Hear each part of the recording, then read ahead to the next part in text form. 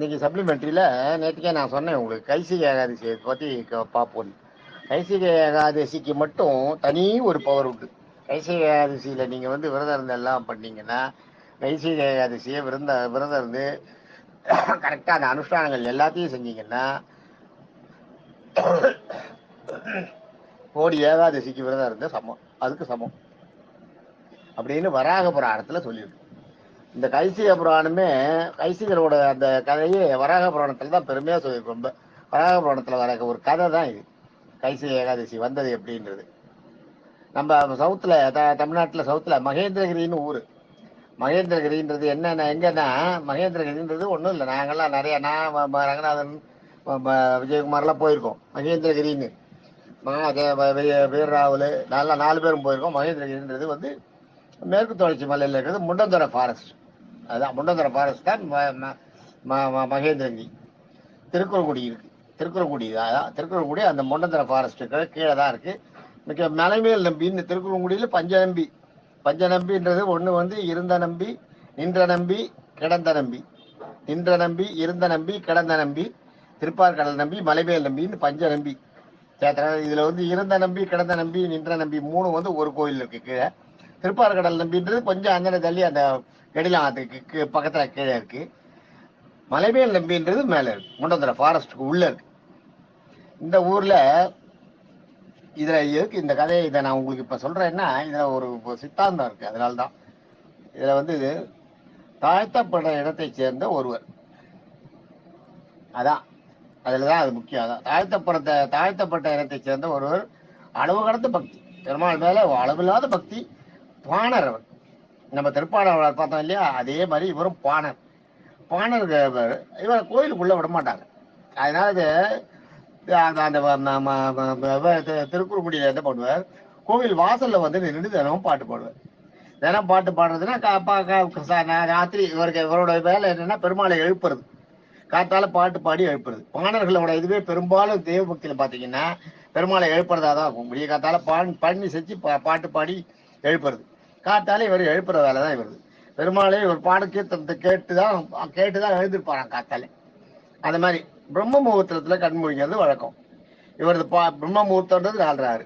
இவரது பாட்டை கேட்டு ரசித்த மக்கள் இவரை நம்பாடுவார்னே அவருக்கு பேர் வச்சுட்டாங்க. இவரோட பாட்டை கேட்டு எல்லாம் ரசிச்ச இடங்கள்லாம் என்ன பண்ணாங்க, இவருக்கு பேர் நம்பாடுவார்னு பேர் வச்சுட்டாங்க. இதே மாதிரி பாணர்கள் இசைக்கிற ராகத்துல கைசிகன்றது விசேஷமான ராகம். இந்த கைசிக ராகத்துலதான் அந்த கைசிக பண்ணுவாங்க. அதுக்கு பேரே கைசிக பண்ணு சொல்லுவாங்க. அதனாலதான் கைசிக ஏகாதசின்னு வந்தது காரணமே அதான். கைசிக பண்பாடி இறைவனை தினம் காத்தால எழுப்புறவர். இது இவரோட இது குணம். இது இவர் தினம் காத்தால வந்து திருக்குறங்குடி கோயில்ல வந்து எழுப்பணும்னா இவர் காத்தால அந்த முண்டந்தொரை ஃபாரஸ்ட் அந்த மலை மேல அந்த வட்டப்பாறைன்னு ஒரு இடம் இருக்கு, அந்த வழியா வரணும். அந்த முண்டந்தொரை ஃபாரஸ்ட்ல இருந்து உள்ள வரணும், இவர் கோயிலுக்கு வரணும். கோயிலுக்கு வர வழியில ஒத்தப்பாறை மரம்னு ஒரு இடம் இருக்கு. இது இப்படியே இருக்கட்டும். இந்த ஒட்டப்பாறை மரம்லாம் அந்த வழியில தான் வரும். இதுல சோமசர்மான்னு ஒரு பிராமின் அந்தனர், அவர் யாகம் செய்யும் போது வாய் தவறி வாயில இருந்து எச்சல் விழுந்துருது யாகத்துல. அது தோஷமாயிடுது. தோஷமாயி அவருக்கு வந்து அவர் பண்ண தப்புக்கு பெருமாள் பிரசன்னமாக வேண்டியது. ஈஸ்வரன் பிரசன்னமாகிற நேரத்துல இந்த சோமசர்மா வந்து யாகம் பண்ணதுல ஈஸ்வரன் பிரசன்னமாகவும் ஈஸ்வரன் உள்ள இருந்து பிரசன்னமாயி யாகத்துல இருந்து காட்சி கொடுக்கறதுக்கு வரத்துக்கும் இவர் வாய் தந்து பேசும்போது ஏதோ வாய்க்குள்ள எச்சல் இருந்து தப்பு. அதனால்தான் வாயில துணி கட்டிக்கிறது அந்த காலத்திலேயே ஜெயினர்கள் வச்சிருந்தாங்க. தம்பதிலையும் யாகம் பண்ணும்போது அதை கட்டிங் பண்ணுவாங்க. முனிவர்கள்லாம் தூரத்துல உட்காந்துட்டு பண்ணுவாங்க. பாத்தீங்கன்னா 2-3 நிலத்துக்கு ஒரு கரண்டி மாதிரி வச்சிருப்பாங்க. அதுல நெய்யை எடுத்து விடுவாங்க. ஏன்னா தன்னோட தீட்டு இது மாதிரி எச்சல் வைக்கல அதுல பற்றக்கூடாது. யோகங்களை சொல்லும் போது வேதங்களை சொல்லும் போது எச்சல் தெரிச்சு அந்த யாக கூட்டத்துல போய் விழுந்துடக்கூடாதுன்றதுக்காக தான் 1 மீட்டர் தள்ளி தான் உட்காந்துருப்பாங்க. அந்த நீளமா இருக்கும் கரண்டி, அதுல தான் நெய்யை போட்டு விடுவாங்க. இதெல்லாம் அந்த காலத்துல. இது இவர் பண்ணும்போது இப்ப கரெக்டா ஈஸ்வரன் மேல அவர் பிரசன்னமாகறதுக்கு வரத்துக்கும் இவர் வாயிலிருந்து எச்சல் போய் ஈஸ்வரன் மேல வரத்துக்கும் கரெக்டா இருந்தது.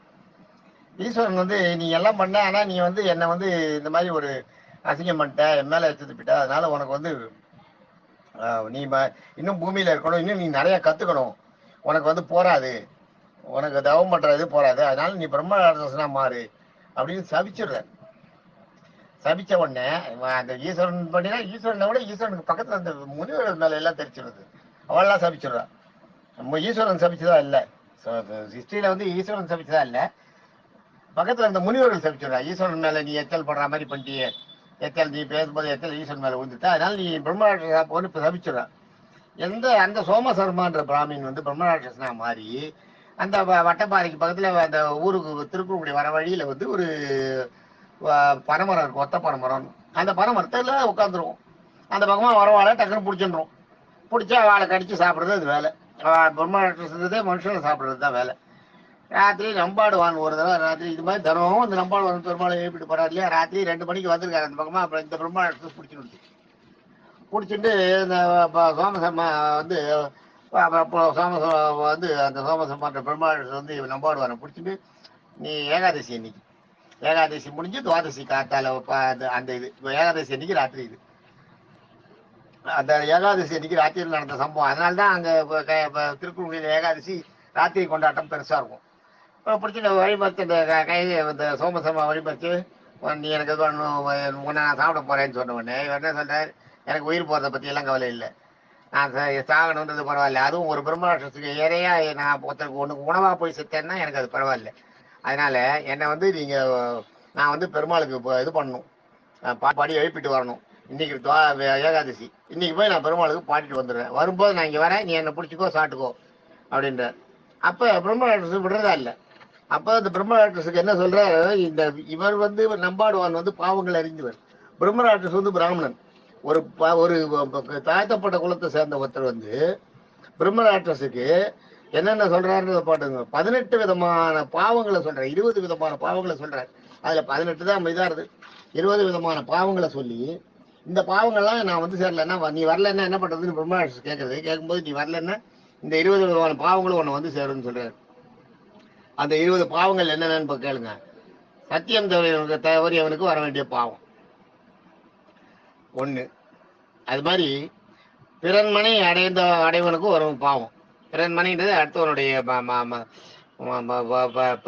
மனைவி, பிறன் மனைவி அடையிறதுனால வரும் பாவம். பந்தி வஞ்சன பாவம். பந்தியில வந்து சாதம் சாப்பிடும்போது ஒருத்தரை எழுந்து போக சொல்றதோ, வந்தியில உட்கார்ந்தவங்கள சாதம் போடாத அனுப்புறதோ, அதான் பந்தி வஞ்சனம்ன்றது. அதான் பந்தி வஞ்சன பாவம். அந்த பாவமும் வந்து சேரும். பிராமண பூதான அபகரிப்பு பாவம். பிராமண பூதான அபகரிப்பு பாவம்னா, பிராமணர்களுக்கு ராஜாக்கள் அந்த காலத்துல பூமி தானம் கொடுக்குறது வழக்கம். அவங்களுக்கு எந்த ரெக்கார்டெல்லாம் ஒன்றும் இருக்காது. ராஜா வந்து ஒரு பேப்பர் மாதிரி ஒரு பட்டையை மாதிரி ஒன்று எழுதி கொடுப்பா, இந்த இடத்துல நீ இருந்து கொண்டு சரியான ரெக்கார்ட்லாம் இருக்காது, கவர்மெண்ட் லேண்ட் மாதிரி அது. அந்த இதில் அவங்க இருப்பாங்க. அதை வந்து இவங்க அபகரிக்கிறது. இன்னைக்கு இன்னைக்கு இன்னைக்கு கவர்மெண்ட்ல தமிழ்நாட்டில் எல்லாம் நடக்குதுன்றது உங்களுக்கு எல்லாம் தெரியும்.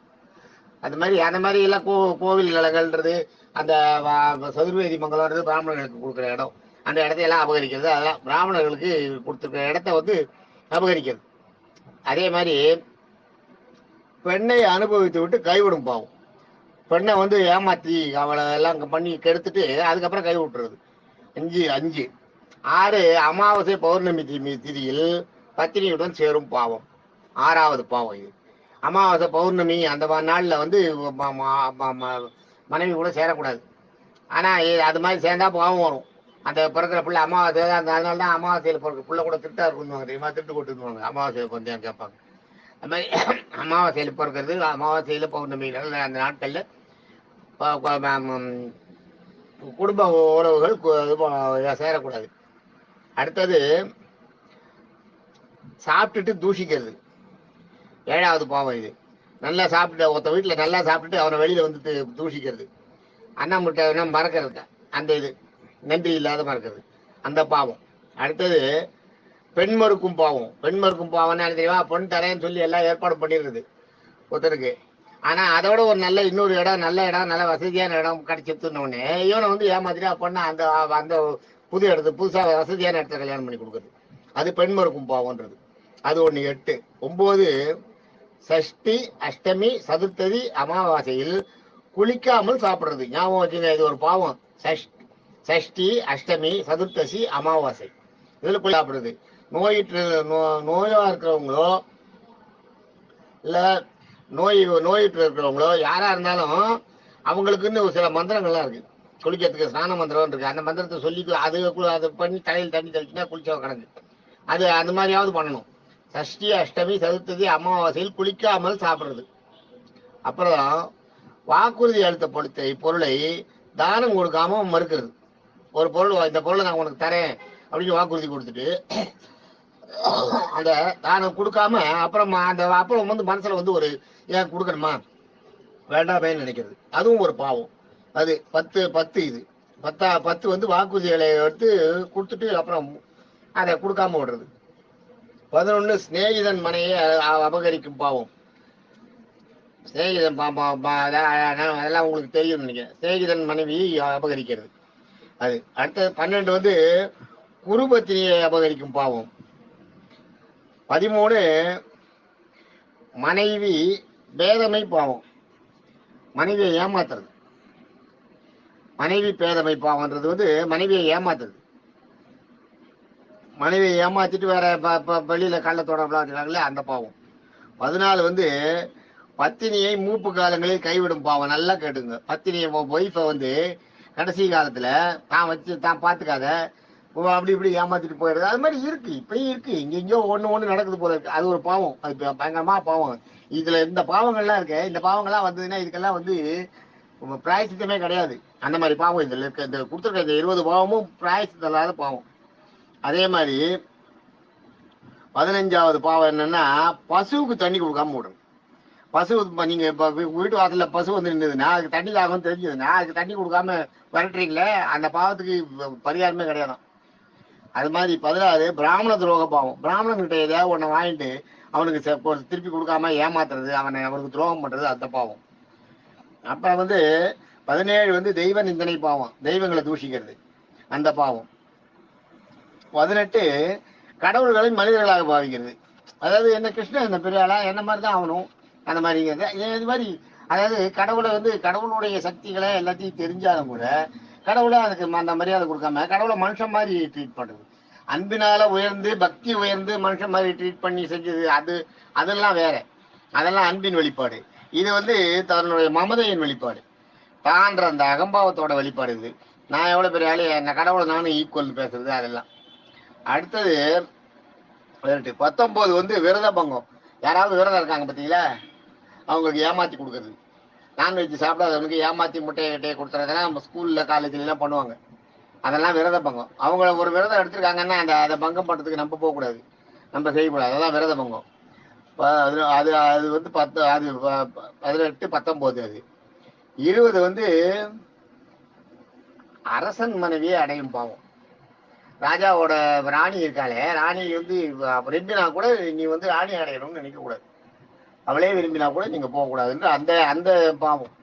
ஆக 20 பாவம். இந்த 20 பாவமும் என்னை வந்து சேரட்டும். நான் திருப்பி வந்து உங்களோட வந்து நான் உங்ககிட்ட வரலன்னா, நீ கூப்பிட்ட உடனே நான் இதுக்கு போயிட்டு நான் இங்க வரலன்னா, மறுபடியும் வந்து உனக்கு இரையாகலைன்னா இந்த 20 பாவமும் என்ன சேரட்டும்ன்றான். அந்த சேஷ சர்மா வந்து சோம சர்மா வந்து பிராமின் இல்லையா, அவன் தெரியுது இந்த பாவங்கள்லாம் என்ன, இதுக்கெல்லாம் இந்த பாவத்துக்கெல்லாம் விமோசனமே கிடையாதுன்னு.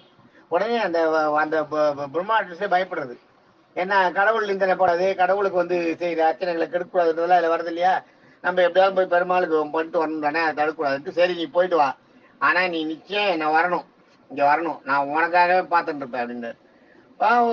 வந்துடுறேன்னு சொல்லிட்டு போகிறேன். இவர் பெருமாளுக்கு முன்னாடி போய் நின்று பாடுறார். பெருமாளுக்கு போய் முன்னாடி நின்று பாடுறார். பாடும்போது வேண்டுறார், இதுதான் நான் உன்னை பார்க்குற கடைசி, உன்னை எழுப்புற கடைசி ஏகாதசி, அதனால எனக்கு நீ அருள் புரின்றார். உடனே பெருமாள் என்ன பண்றாரு, எதிர இருக்க கொடிமரத்தை நகர சொல்றாரு. இன்னைக்கு நீங்க திருக்கோவிலுக்குடியில போய் பாத்தீங்கன்னா பெருமாளுக்கு நேரா கொடிமரம் இருக்காது, கொடிமரம் ஒரு சைடா தான் இருக்கும். கொடிமரத்தை பெருமாள் நகர சொல்லிட்டு என்ன சொல்றாரு பெருமாள், கொடிமரத்துக்கிட்ட என்ன சொல்றாருன்னா, சற்றே நகரும் கொடிமரமே, நான் வந்து நான் நம்பாடுவானை பார்க்கணும், நம்பாடுவான் என்ன பார்க்கணும்னு சொல்லவே இல்லை அவர் அந்த இடத்துல. நெல்ல இதெல்லாம் வந்து எவ்வளவு பெரிய விஷயம் தெரியுமா. பெருமாள் சொல்றாரா, நான் வந்து நம்பாடுவானை பார்க்கணும், அதனால நீ கொஞ்சம் நகர்ந்து கொண்டு வரான் கொடிமரத்தை. சற்றே நகரம் ஜோதிஷமே, நான் வந்து நம்ம நம்பாடுவானை பார்க்கணும் அப்படின்றாராம். நகர்ந்துக்கிறதான் கொடிமரம் நகர்றதான். அப்புறம் பாக்குறாரா, இவருக்கு தெரியறது. எல்லாம் தெரிஞ்ச அப்புறம் இவர் வந்து எல்லாம் முடிச்சுட்டு பெருமாள் என்ன பண்ற, நீ வந்து என்கிட்ட வந்து கலந்துரு அப்படின்ற.